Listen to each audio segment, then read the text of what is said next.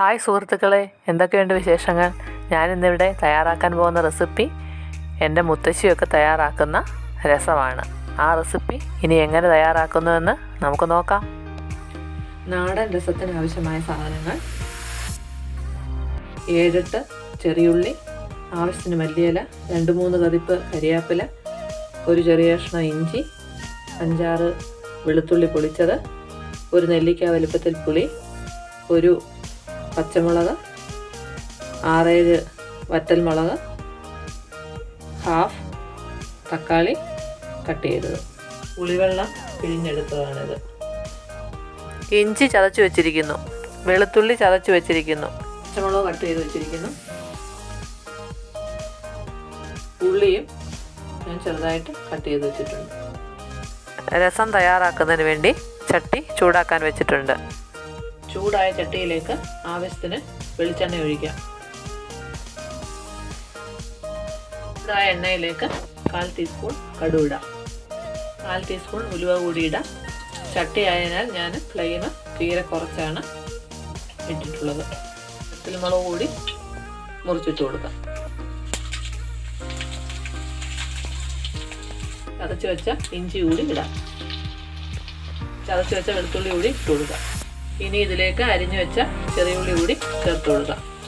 അരിഞ്ഞു വെച്ച പച്ചമുളക് കൂടി ചേർത്ത് കൊടുക്കാം. ഇതിലേക്ക് ഒരു കതിപ്പ് കരിയാപ്പില കൂടി ചേർത്ത് കൊടുക്കാം.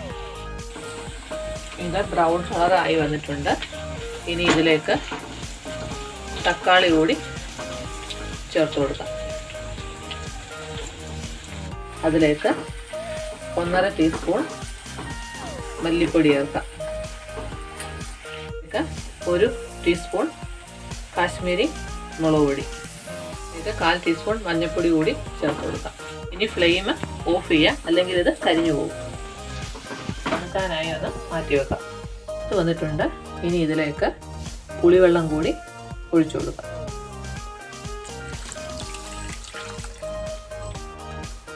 ഇനി ആവശ്യത്തിന് വെള്ളവും കൂടി സ്വല്പം ഒഴിച്ചു കൊടുക്കാം. ഇനി ഇതൊന്ന് തിരുമ്മി വെക്കാം. ഇങ്ങനെ തിരുമുന്നത് അതിൻ്റെ സത്തിറങ്ങാനാണ്. ഇങ്ങനെയാണ് എൻ്റെ മുത്തശ്ശിയൊക്കെ പണ്ട് രസം തയ്യാറാക്കിയിരുന്നത്. ഈ രസത്തിന് അടിപൊളി ടേസ്റ്റാണ്. തിളപ്പിക്കാനായിട്ട് സ്റ്റൗവിൽ വെക്കാം.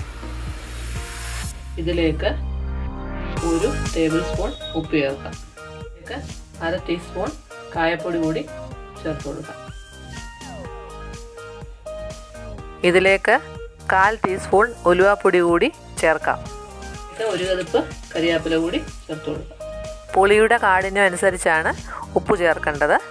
ഇനി ഇതിലേക്ക് 1/4 ടീസ്പൂൺ കുരുമുളക് പൊടി കൂടി ചേർത്ത് കൊടുക്കാം.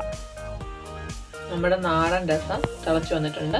ഇനി ഇത് ടേസ്റ്റ് ചെയ്ത് നോക്കാം.